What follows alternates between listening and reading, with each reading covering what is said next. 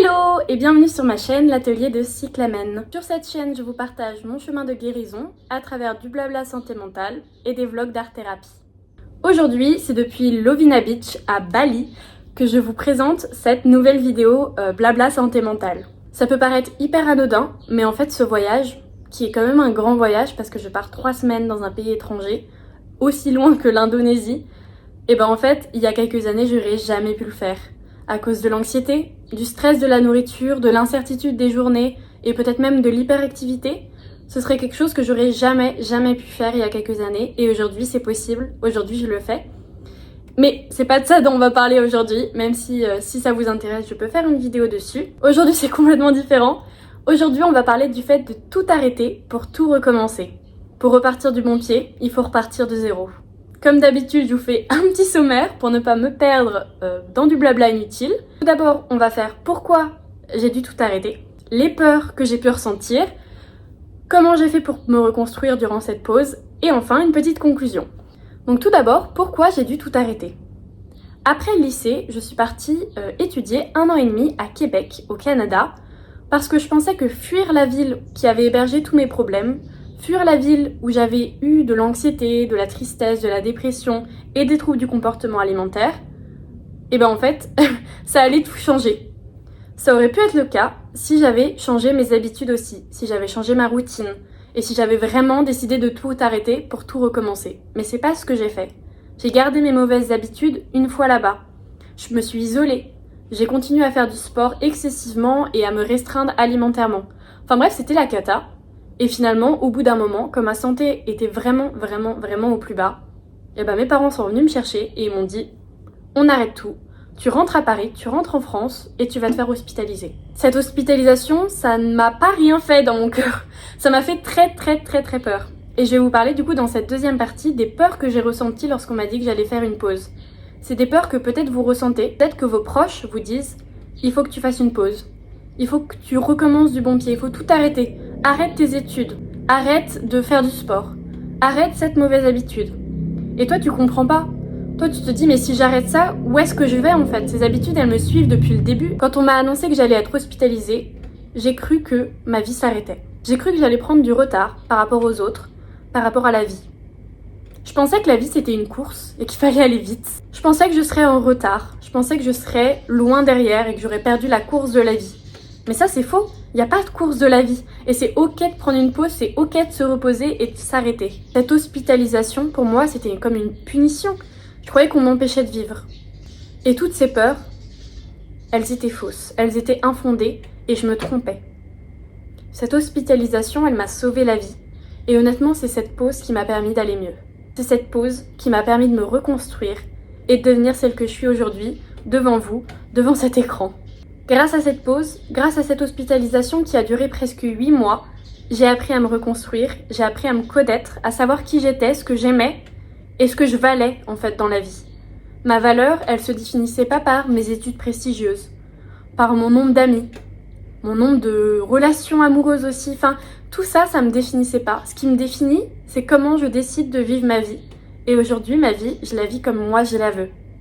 Durant ces 8 mois d'hospitalisation, j'ai fait énormément d'activités pour apprendre à me connaître, pour apprendre qui j'étais. Je vous en ai déjà parlé dans mon ancienne vidéo, mais j'ai fait de la peinture thérapeutique, j'ai aussi fait de l'écriture thérapie, j'ai fait des cours d'impro, du yoga, de la relaxation, des marches méditatives, enfin bref, j'ai tout tenté. Pendant ces mois d'hospitalisation, j'ai vraiment tout fait pour me reconnecter à moi-même et pour savoir ce que j'aimais et qui j'étais.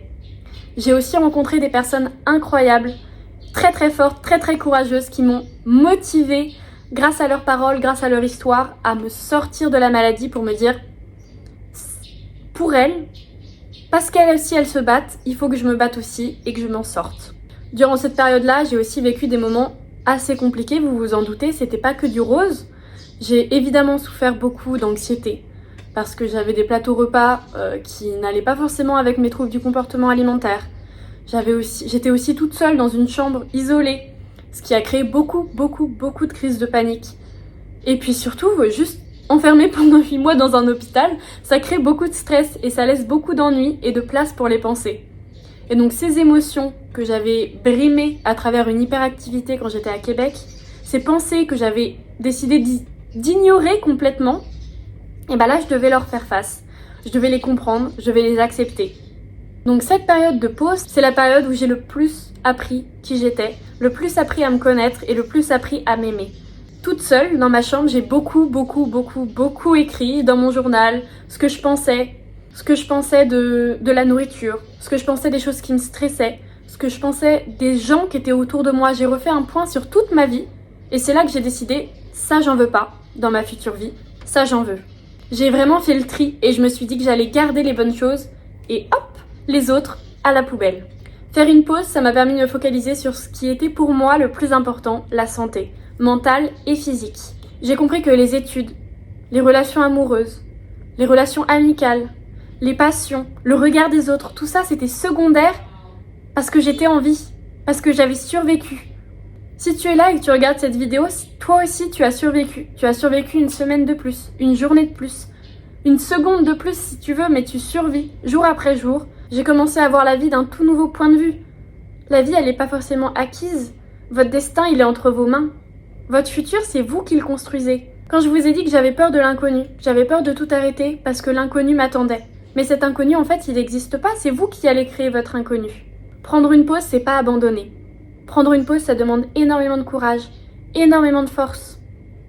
Prendre une pause, c'est accepter que votre destin, c'est le vôtre. C'est tellement plus dur de laisser derrière soi ce qu'on connaît, ce dont on est habitué, que d'aller vers un inconnu. Mais cet inconnu, c'est vous qui allez le créer. Votre futur, il est entre vos mains. Vos actions, vos pensées, vos choix, tout ça, c'est le futur que vous construisez. Si aujourd'hui vous décidez de changer, si aujourd'hui vous décidez de repartir de zéro, sur des bonnes pensées, des bons choix, des bonnes mentalités qui s'alignent avec ce que vous avez envie, c'est ça votre futur. Et c'est vous qui l'aurez construit. Voilà, cette vidéo est terminée. Désolée, elle est un peu courte, j'ai pas trop eu le temps de filmer à Bali, mais j'espère qu'elle vous aura quand même plu. N'hésitez pas à laisser un like, un petit commentaire si vous avez des idées pour une prochaine vidéo. Moi en tout cas, je vais continuer de filmer mes conseils de guérison et puis de la motivation aussi, si vous en avez besoin. J'espère pouvoir vous créer un petit cocon, un petit espace où vous vous sentirez suffisamment à l'aise pour vous confier dans les commentaires. Donc voilà, je vous fais des gros bisous et on se dit à la prochaine vidéo. Salut!